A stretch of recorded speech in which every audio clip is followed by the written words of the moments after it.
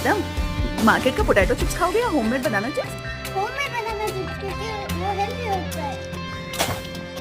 जगणे नवे वाटे मला कुणी भेटला माझा मला खुलता कळी उमलून हा मन मोगरा गंधाळला हा भास की तुझी आहे नशा मला साद घालती ताही दिशा मला वेड लागले प्रेमाचे मला वेड लागले प्रेमाचे प्रेमाचे प्रेमा Freedom, surprise! Banana chips. Yeah. Taste Freedom.